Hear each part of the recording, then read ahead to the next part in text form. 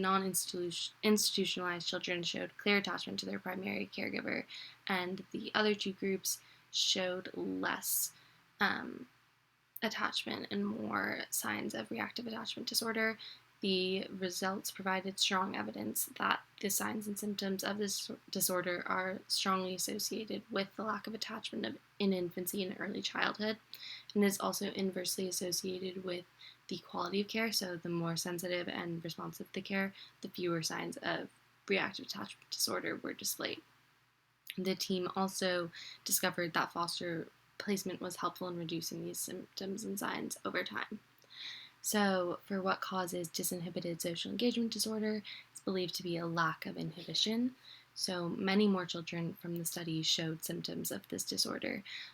It was not consistently associated with quality of care in either the institution or in foster homes.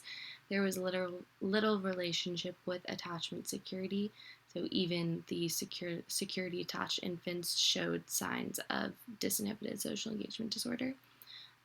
It's like later in childhood, infants with disinhibited social engagement disorder show difficulties with social inhibition and attention. This is likely to do with the lack of parental supervision, because parents do play a central role in helping infants and young children regulate their social behavior. So parents will help with social cues and give advice, such as like look both ways before crossing the streets or don't talk to strangers. And so young children that are deprived of parents will miss out on these social learning experiences and therefore lead to signs of disinhibited social engagement disorder. Treatments for reactive attachment disorder. So there is a good prognosis for infants who have adoptive and foster parents.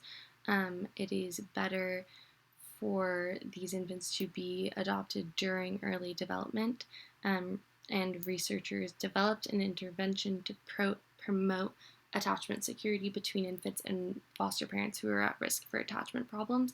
And this is called the Attachment and Behavioral Catch-up, ABC. It consists of 10 one-hour sessions for the parent and infant. Parents are taught to meet their infant's needs even when they clearly aren't communicated, so to be loving even when the children are displaying passive or irritable behavior. Parents are encouraged to give their infants greater autonomy in parent-child interactions and be sensitive and responsive to their needs and signals during play and interactions. And third, the therapists helped parents overcome barriers to meeting children's needs in responsive ways. So they were told to recognize their caregiving histories and how that might interfere with their infant's needs. After treatment, the more pairs who received the ABC were securely attached than those in the control group, so it did provide some good evidence that this was effective treatment. Okay, and treatment for disinhibited social engagement disorder is a bit different. So this differs for children who are in institutions or for children in foster care. So for children in institutions for adoptions prior to 6 months, they do not develop significant symptoms, but once these behaviors emerge in late infancy and early childhood, they often persist into late childhood and adolescence. However, there was findings that sensitive and responsive care showed more positive results.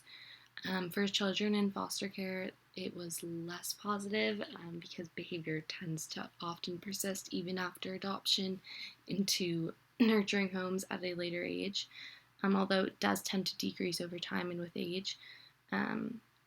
The symptoms do persist into late adolescence. One thing that was interesting that I read was about potential beneficial computer program.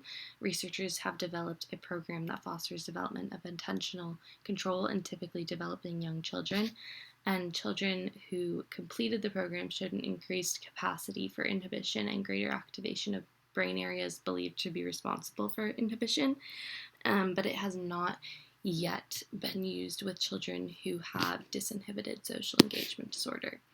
So there hasn't really been any effective treatments found for this disorder, and more research needs to be done. But that concludes my presentation. Thank you.